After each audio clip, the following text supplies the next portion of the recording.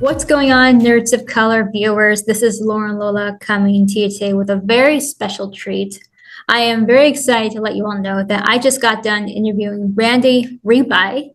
Now, for those who are not familiar, Randy is a young adult author. He has penned stories and novels, including, but not limited to, Project Kawayan, After the Shot Drops, An Infinite Number of Parallel Universes, and Patron Saints of Nothing, the last of which was a finalist for the National Book Award. He has a novel coming out next month called Everything We Never Had, which explores 4 generations of fathers and sons in a Filipino-American family. But today I interviewed him about The Reckoning of Roku, which is his first entry into the franchise of Avatar: The Last Airbender, and is the 5th book in the Chronicles of Avatar series.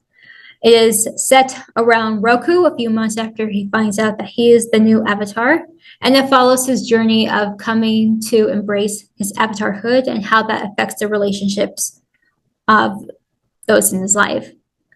So I am very excited that you all get to see this. I talked to Randy about how he got the gig after acquiring it from FCE, who wrote the books previously, what it was like to write for the franchise. And also he mentioned that there might be little hints of Filipino influence in the world too, which I'll let him tell you more about that. The Reckoning of Roku will be coming out on July 23rd, so be sure to go check that out once it's out.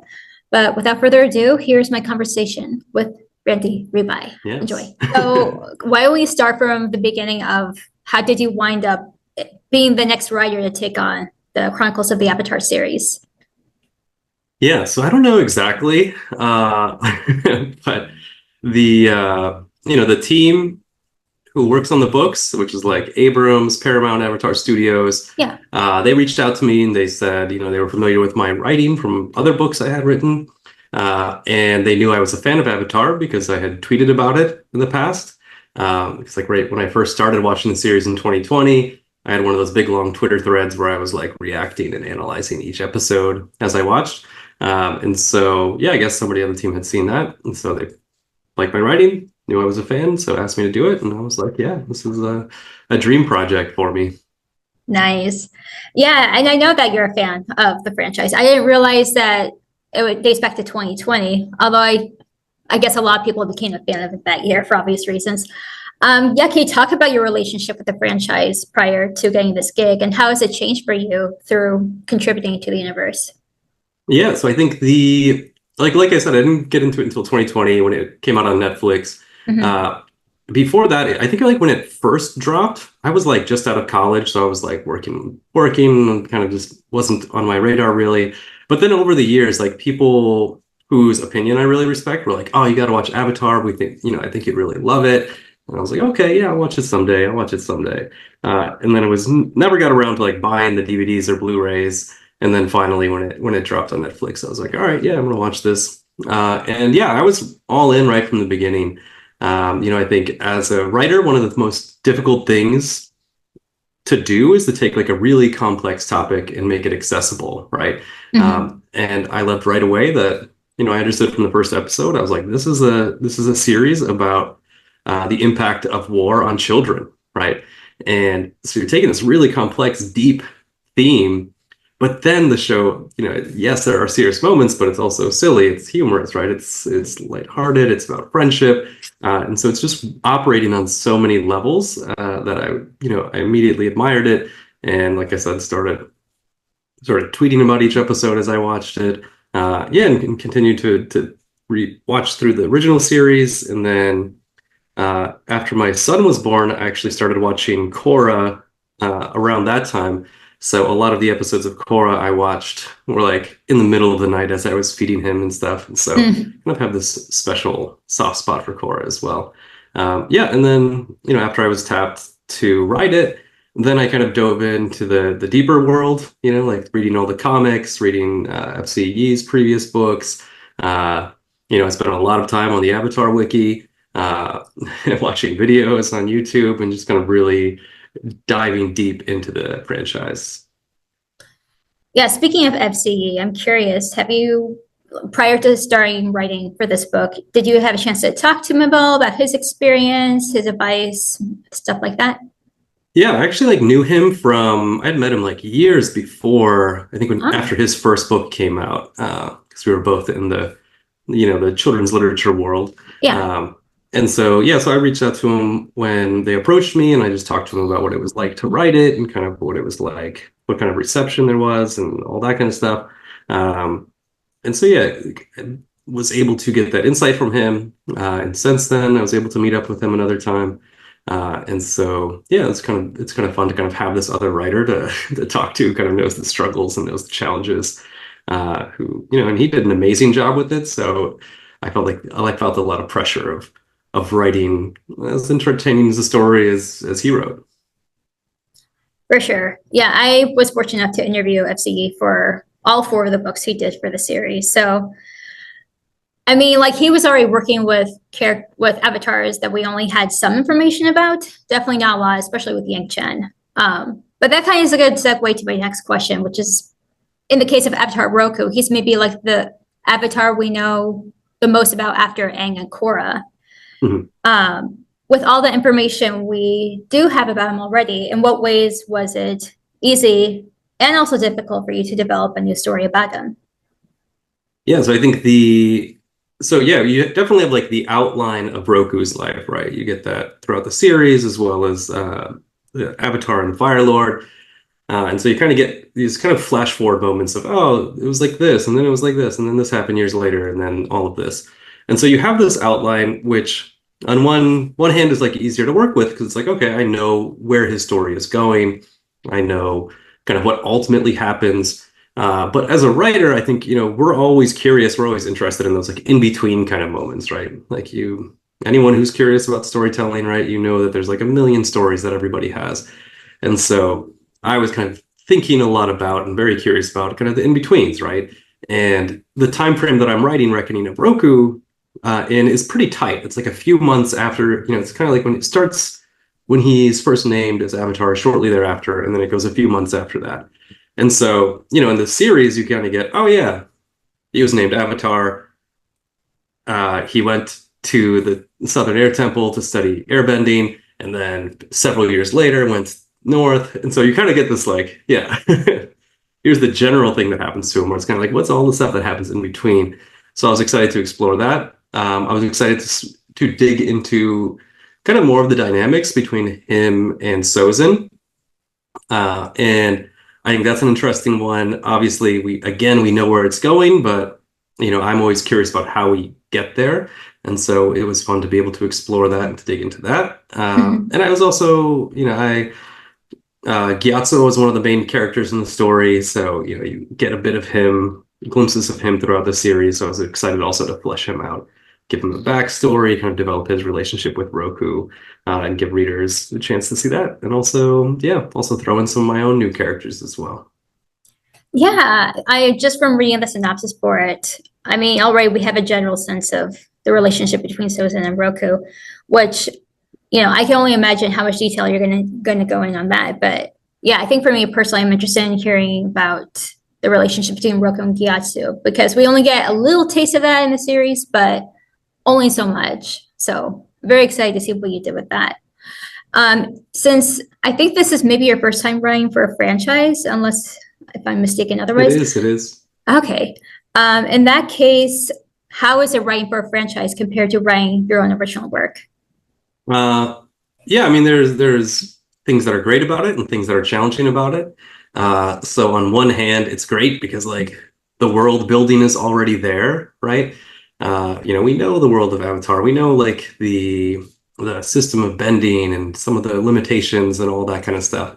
There's also all these great kind of offshoots of the original series, right? Like you have the comics, uh, you have like even the Legends role-playing game core book, right? That develops the world even further. And so there's all this world building work that's done. But then there's still a little room to play within that, right? Because for those of people who have played the role-playing game, like the Roku era setting of the game is actually like after he's a fully realized avatar. And so I think it's like a little bit, it's I forget the exact timeline, 12 years or something like that, right? After he's named Avatar. So there's still a little gap in there. So it's like I kind of see the world as the RPG kind of describes it at that time, but then also kind of backing up and kind of being like, all right, well, what would it have been like a decade earlier than this, right? And so there's still room to play in it.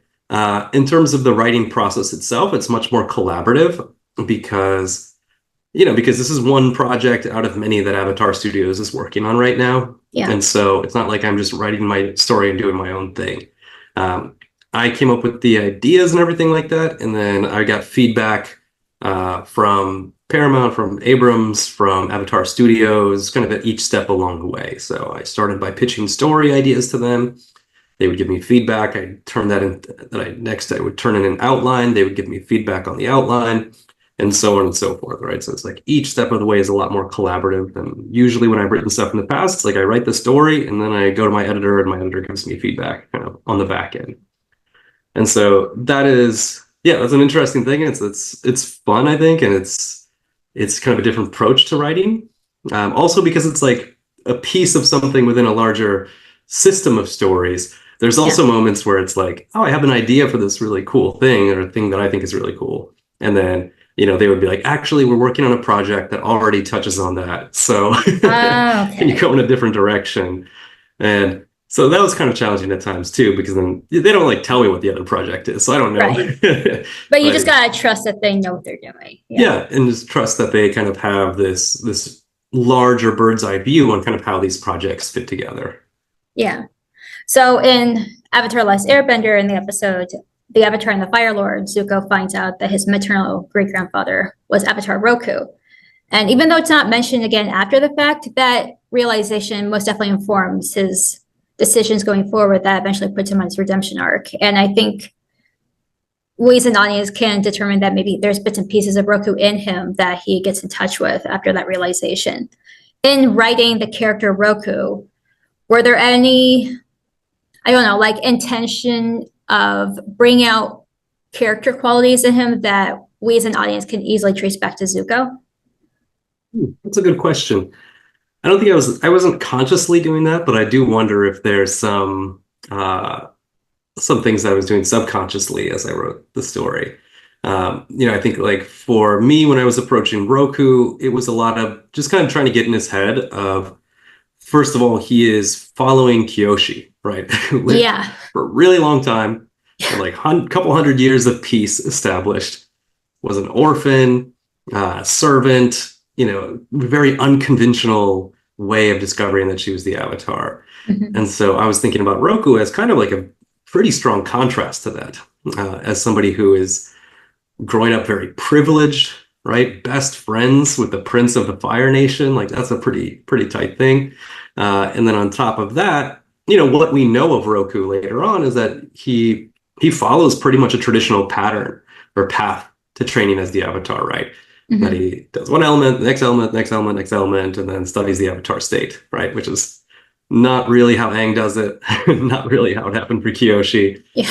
And so it's kind of thinking about somebody that, like, getting in his headspace, and like, what would he have been like? What would it have been like to find out that news? Because we get him in early on. We get those flashbacks where he's kind of silly. He's kind of palling around with Sozin. And then you get him later when he's like really serious and wise and powerful, right? Like so powerful when Sozin like stands up to him, he like puts Sozin in his place in like 5 seconds with, barely lifting a finger. Yeah. So for me, it was like thinking a lot about how does he get from there to there, right? How does he get from there to there with that privilege, with that pressure from thinking about how powerful Kyoshi was? And then, another key part for me was just thinking about that relationship with Sozin. And I think, when we think of Aang and Zuko, for example, like you see how they impacted each other, right? Like they kind of come together, right? There's a coming together of Aang and Zuko throughout the seasons of the original series. Whereas I thought of Roku and Sozin a lot as like people that were drifting apart, that started out very close together, and instead of converging and impacting each other, right, they're diverging. And as Roku is trying to understand what it means to be Avatar, part of that is him having to detach from his identity as somebody of the Fire Nation. And, I think in Sozin's case, it's like the opposite. Sozin, he loses his best friend as Roku goes off the train, and he's kind of like alone. He's kind of like by himself. And whereas Roku is separating from the Fire Nation, Sozin is in a position where he kind of has to double down and kind of identify even more with the Fire Nation. I think in Zuko, you kind of have more of a Roku-like path, right? You have Zuko starting out being very, very strongly identified. His identity is the fire, the prince of the fire, the disgraced prince of the Fire Nation, and he's like trying to reclaim that throughout the series. And it's the community that he comes into with, it's the guidance from Iroh, it's encountering Aang and the rest of the gang, that he really is able to do that and kind of see beyond the Fire Nation. Yeah. Does that make sense? Sorry, I feel like I just like rambled for really long time. No, I mean, that makes a lot of sense, honestly. And I don't know if this is just me speaking as a fan, but it really, wow, you just opened my eyes in a lot of ways of how you're right. Sozin and Roku did diverge, but it only took however many generations for their sentence to come together, almost like crashing right into each other. And I don't know if that's just like the spiritual aspect of that universe working in its own unique way or what, but that is just fascinating the way you put it. It also makes it interesting for you to point out about how like Roku was 16 when he found out, which is like typically when an avatar finds out that they're the one, learned the elements in the order he's supposed to, which is complete contrast to his predecessor and the complete contrast to his successor. So it kind of keeps you wondering, like, so what is the typical way of being an avatar? Because like Avatar Korok, I have no idea about, but yeah, like Yang Chen and Kyoshi, they kind of defy the odds in that way. So really gets you thinking.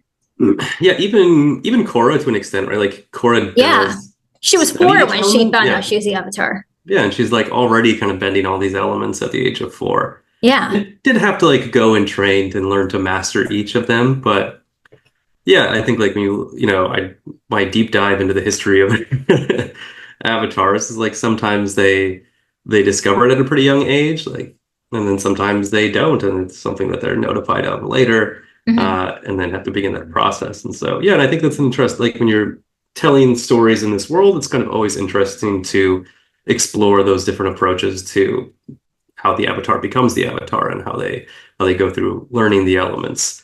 Because if we just get the same story, the same kind of avatar every single time, it's not that interesting. It would get a little redundant after a while. Yeah. Yeah. I mean, the story of how Korra finds out she's the avatar, I hope that's a story that gets told someday because I'm very curious about that. What do you hope for readers to take away from reading The Reckoning of Roku?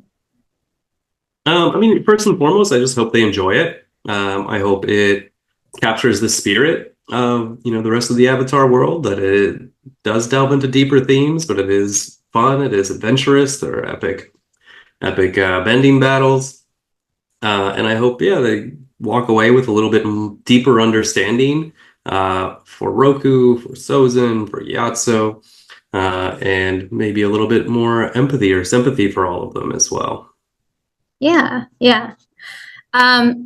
So I would imagine, much like the books for Kyoshi and Yang Chen, that I'm assuming this is the first of a duology.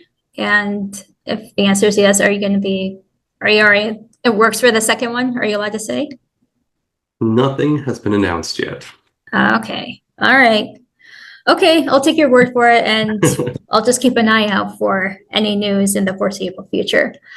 I did want to get into these next questions, which is, what's your favorite character and episode from Avatar: Last Airbender, and also The Legend of Korra? Yeah. So it's like a really hard question.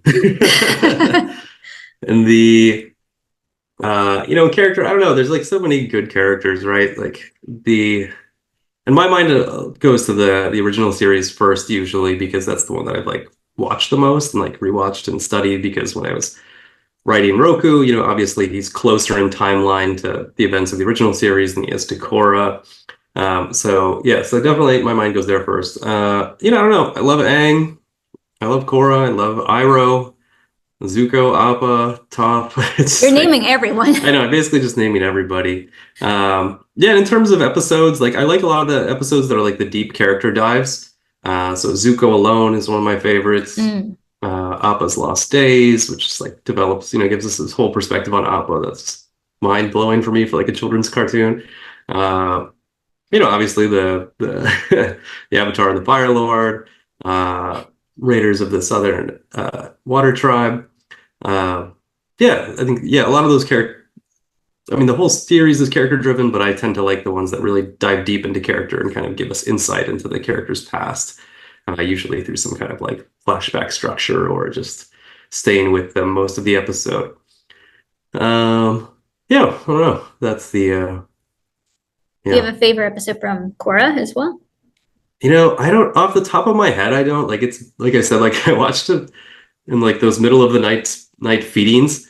So it's like a blur in my head, and it's like something that I'm like in the process of rewatching now, but I haven't like rewatched it entirely yet. And so I haven't yet developed my favorites for Korra. Well, you mentioned Zuko alone and Appa's Last Days. So I don't know, maybe Korra alone would be a favorite for you, but I don't know. Because it kind of does that in your work of sticking with the character for a long time. Mm-hmm. Yeah. Anything else that you want to add before we wrap up? I don't think so. I mean, it's just a privilege and an honor to be able to write into this world. And, one of the things I'm also excited about is putting some Filipino culture into the world of Avatar: The Last Airbender. What? Okay. All right. Could we talk about that real quick? Like, how are you doing that? Yeah, well, I don't want to it gets a little spoilery, but you certainly have, when I first watched the show, they're all kind of like loosely based on real world equivalents, right? Yeah. Each nation. And so when it's like Fire Nation, volcanoes, archipelago, I was like, the Philippines would totally be part of the Fire Nation. And so I have worked that into the story, as you will read, hopefully. There's some terms, some words, some customs that I threw in there that I don't know, most readers probably wouldn't catch, but familiar with Filipino culture might catch some of those Easter eggs. You mean like if you know kind of deal? Yeah. Okay. Well, I mean, I was already looking forward to reading this, but now even more so. Yeah. Filipinos and Avatar. Yeah. I mean, we were always there, right? With Dante Bosco, but that's true. Making it more explicit now. Yes. I love that. Yeah, those are the questions I have for you, Randy. It was so nice to finally meet you after all this time. And yeah, thank you so much for letting me talk to you about this new book. Yeah, thank you for your interest and inviting me to be in the interview, and for all you do for Nerds of Color and the culture. Appreciate it. Yeah. Spider-Man, they didn't mind. The activists, directors, comments and the lectures, fanboys, professional artists and professors. Maybe a nerd who's just like you, talking about the things that you like too. So I invite you to the NOC in full